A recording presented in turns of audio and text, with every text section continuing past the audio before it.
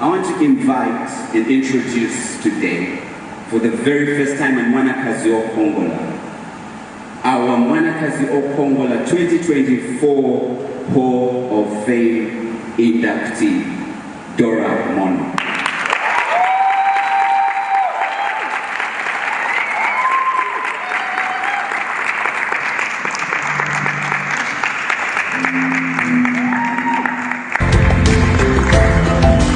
We just want to learn a little bit about what she's doing, and let's see how, in our own ways, no help is too small. How can we partner with her? She tells us, I mean, it's more than 500 kids, right? Who can take care of more than 500 kids? Give up? I'm gonna cry. Let me introduce this. Good afternoon, everybody. My name's Dora Mono, and I am quite nervous because I'm not very good at public speaking in front of adults, but with kids they are very easy.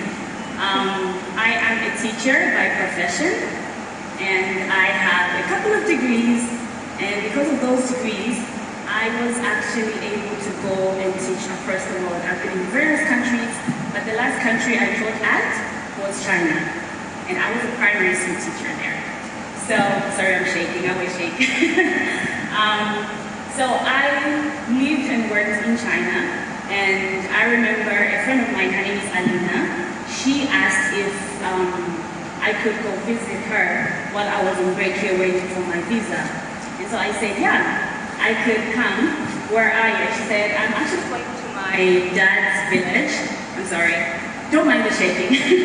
I'm actually going to my dad's village. Would you like to come along and see what life is like there? And I hadn't really been to an actual village. So I was a missionary kid, meaning I was adopted by one missionaries, but I was very much in contact with my biological parents, my biological mom, and we're still very much in contact. So I was like, yes, I would like to visit, because as a missionary, you know, you're always the person that brings help in, but you never actually live with the people. You don't really know, like, how they live or how they really live in their shoes. We always assume the white savior mentality. So I was like, yeah, let's go.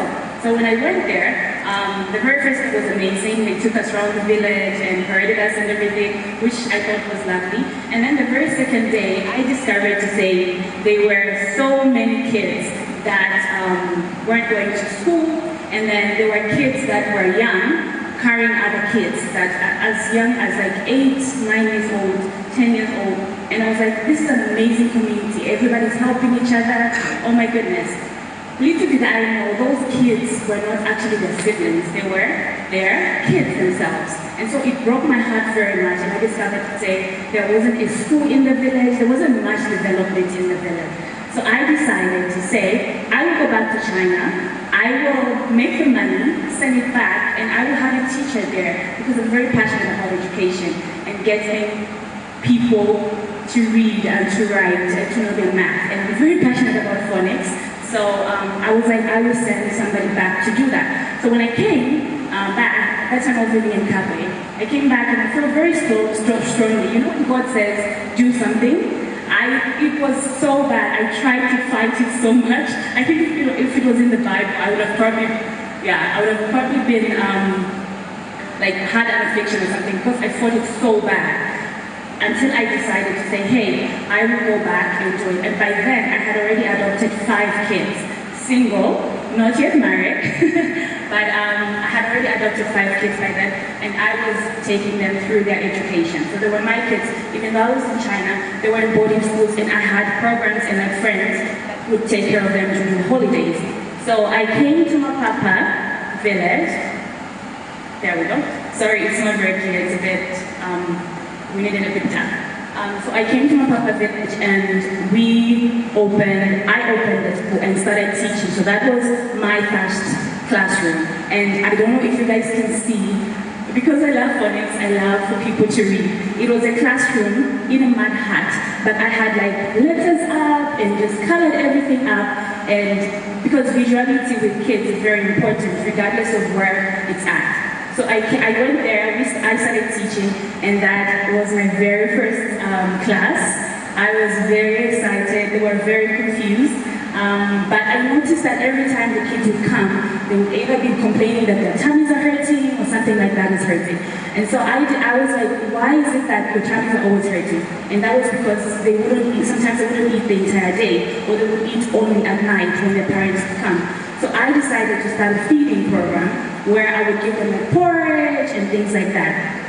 And before I get a little ahead of myself, when I moved to my Papa village, I had savings that I had saved up over the years due to teaching. I got part of my savings, bought land. That was the very first thing. I bought land, and then I had enough to last me and my 5 kids for 6 months. After 6 months, I was like, God, you put me here, you will know what to do. So this is when the kids started coming, and I started using my personal funds to feed them every single day, and it was not cheap. So here are parents and kids saying, hey, we want to come to your school and we want to get an education. So this is as we started growing, and as you can see, our school is a very jovial, fun place. So that was the first classroom I actually built. It was wonky and wobbly because number one, I didn't have the funds for it, and number two, I had never built anything in my life. So it was like whoever builder comes along, you go ahead and do it. So that was our very first classroom out of brick. So those are some of our kids. And yeah, so that is our school, and this was our very first Christmas. So the kids had never had Christmas before, like presents and just things like that were a novelty to them. So we had that was our very first Christmas, and they loved it, I loved it as well. It's one of my favorite pictures. And then we started growing little by little. So from us to move from here to here, I actually have, like, of my 5 daughters, I have more kids now, but of my 5 adopted kids, the oldest one told me, Mommy, have you heard of TikTok? Can I please watch TikTok videos on your phone? Because she didn't have a smartphone. I don't believe in giving kids smartphones. The internet is a horrible place. So I was like, yeah. Say people post how their lives, not just dancers. They post what they go through, they post how they're living, and then I was like, I will post that. So I posted my very first video of my life here in the village, and my daughter was not happy with me. She was like, my friends will see this, oh my goodness. And yeah, because she was coming from the city, and you know teenagers, they don't want that. So they were like, she was like, I don't want that, until it went viral, and then she was proud of it, and she was like, yeah, it went viral. So I went viral, and then when I went viral, people online started saying, hey Dora, we would like to help you. How do we help make this bigger? How do we lessen the burden that you carry? So they were like, oh, you should open a GoFundMe. I was like, okay, I will open a GoFundMe, but it took me 6 months because I was very prideful. I was very prideful. I was determined to say, I want to do this. I don't want the whole Africans are beggars. I don't want the whole, you know how the internet can be horrible. So I was like, I will do this. I don't know how I will do this. It took me 6 months until God said, no, you do it. You open it up, and we did. And the very first project that we did was boreholes. I wanted 1 borehole, but God provided for 6 boreholes we drilled in the village, and that is under 3 months. We did that in under 3 months, and then so I opened another one and another one for classroom, for food, for clothing, for just different things. And you have no idea how much social media can be a powerful tool if used right. The internet is horrible, don't get me wrong, but if used right, social media is amazing. So we moved, imagine, from that first classroom that you saw to this, where we are able to feed the kids 3 meals a day, 3 snacks. And these meals are, on Mondays they have chicken, Wednesday they have chicken, and Friday they have chicken. We raise our own chickens, and we have fishing ponds, they have fish, they have eggs, they have nyama soya once a week, right? Once a week. They have nyama soya once a week. But their health is just so much improved. So much improved.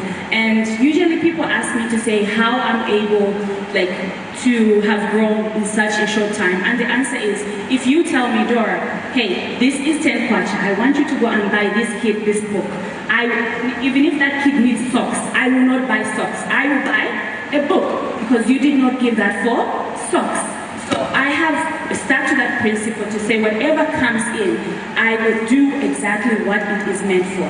And so we have grown from that. And so here is us being silly again. Those are our classrooms from what we had in the first picture. So here are some of our classrooms, and of course you've seen our portions. They're quite huge. I don't even finish those.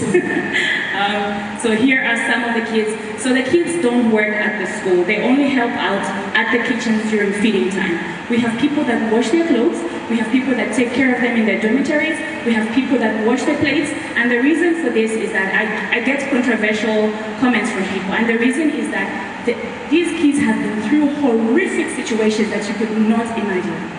Some of them were essayed, sexually abused. Some of them have come from child-hated homes where they had to be the breadwinners.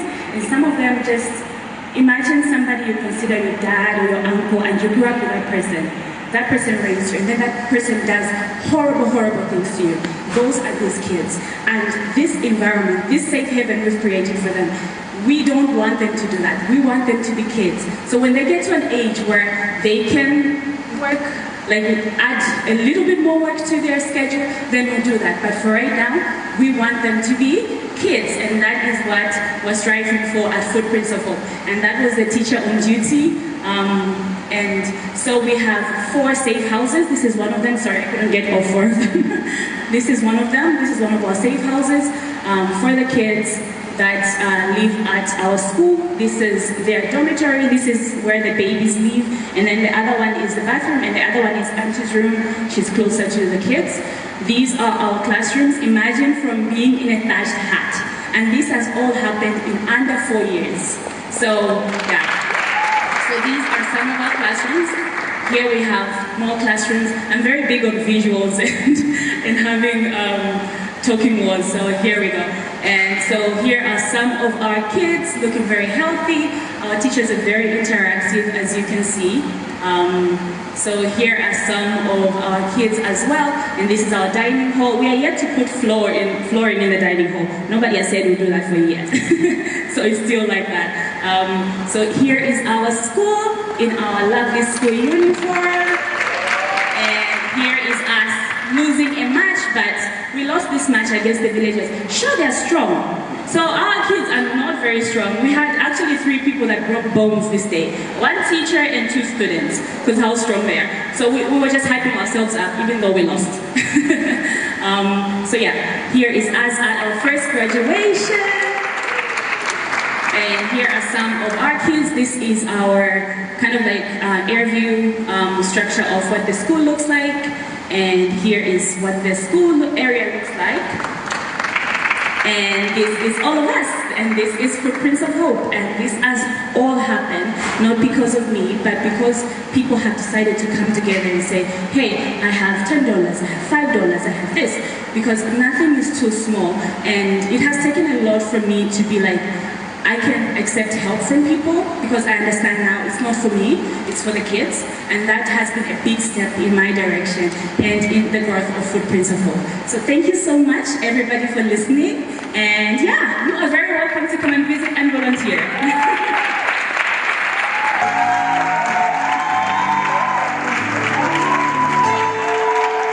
Before she sits down, I'd just love to... But I was doing much, and I'm challenged, highly challenged. But anyway, we'll talk. Thank you. Oh yeah, so I'm not sure, how can we be a part of what you do? How do people help you most of the time? For like my kids, we're very isolated, so don't get out, and it's very hard to transport 500 plus kids. Oh, and I forgot to mention, it's actually not just the one school, we have 4 schools now.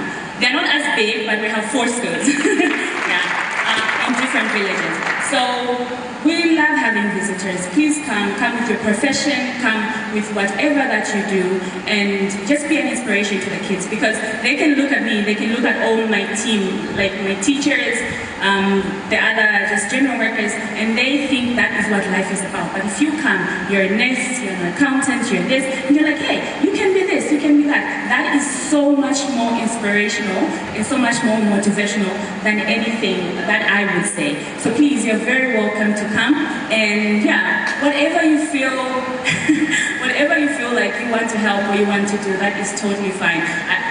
I'm sorry, I don't know. I only use social media and GoFundMe, so I don't know. You know, she's not getting to the point. You know? Me, I want to know, how do we give you money? You know, but friends, please, if we can, let's harass her in a good way. Let's talk to her and say, hey, look, how can I give clothes? Do you accept stuff like that? Yeah. How can I give books? You know, how can I pick one child because I'm able to, and maybe, you know, I can be contributing, you know, towards that person's well-being. Because you said you've got how many kids now? 512-ish. But yeah, we have on Instagram, so it's just Dora Mononyambe. There is an address there. So if you want to send stuff, you can send it. And if you want, when you send stuff, we make a video and we mention it because we always make a video to say thank you. I don't know if some of you have seen some of my videos, but we always make a video to say thank you. So if you want your name to be mentioned, just write it in the notes and put it there. If not, then that's totally fine as well. But yeah, so basically that. Social media, we can go right now on social media. Let's check her out. I'm taking this personal, guys. Let's check her out, let's follow her, let's love her work as well. All right, I will let you sit and then let's talk to her when, yeah. So before we close now,